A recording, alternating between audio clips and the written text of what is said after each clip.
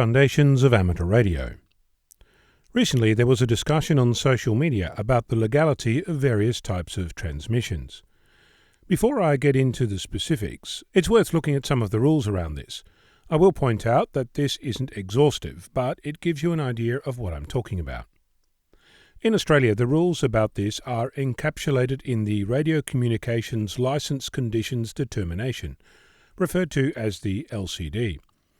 It essentially says that you must not operate an amateur station to transmit signals that are encoded for the purpose of obscuring the meaning of the signals, except for amateur satellite and repeater command and control purposes, or emergency service operation and training. In the United States, the rules are covered under the FCC Rules Part 97 Amateur Radio Service. It says that you may transmit using a digital code whose technical characteristics have been documented publicly. It goes on to prevent such transmissions for anyone communicating with a country that doesn't have an agreement with the United States. It also states that using unspecified digital codes must not be transmitted for the purpose of obscuring the meaning of any communication, and if it's deemed necessary, you must maintain a record convertible to the original information of all digital communications transmitted. In the United Kingdom, the amateur terms say that the licensee may use codes and abbreviations for communications, as long as they do not obscure or confuse the meaning of the message, and messages shall not be encrypted for the purpose of rendering the message unintelligible to other radio spectrum users, except for during emergencies or if used by various emergency or government departments. Just by looking at three different sets of rules, we can already tell that lawmakers across the globe have different ideas of what's allowed and what isn't. I will point out that the rules in the United States are much more prescriptive than those in Australia or the United Kingdom.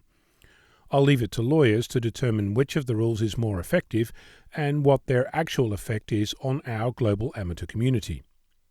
Let's get back to the original question. What's allowed? The purpose of obscuring the meaning of the message is essentially not allowed. What happens if that's a beneficial side effect? Is that allowed? For example, let's imagine that I have a new mode that is more efficient than any other mode in getting information between point A and point B. It does this by transmitting a single number, which is simply sent and received. It could even be done with Morse code. Station A knows what the message means, and Station B also knows what it means. How they come to a common understanding of the message is something I'll leave to your imagination. But is this kind of transmission in violation of the idea of obscuring the meaning of the message, if all we're doing is making communications faster? Let's say that we have a public website that links those numbers we've exchanged to a more meaningful message.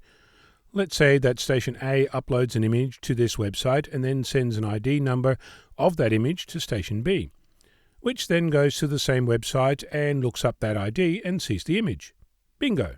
Transmission complete. Message exchanged. It's all public, there's no intent to obscure the meaning, everyone happy. In case you're wondering, I've just described how a hybrid EasyPal works.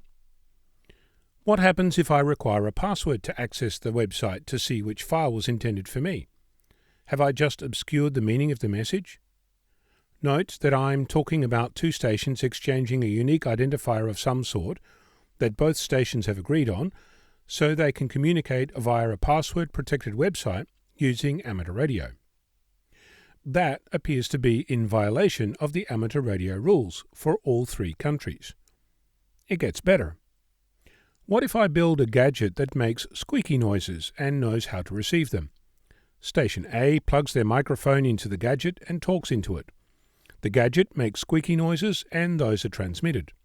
Station B has the same gadget, which understands squeaky noises and makes it into perfect audio. The purpose is to get information between the two stations. No intent to obscure the message. Right? What if I only make two of these gadgets? The purpose isn't to obscure, but the outcome is that the messages are actually obscured. At this point, we get lawyers involved who argue both sides. Your Honour, I wasn't trying to hide my communications. I was just making them more efficient. clearly this isn't what our hobby is about. It's about exchanging information, unobscured information, between stations that want to talk to each other.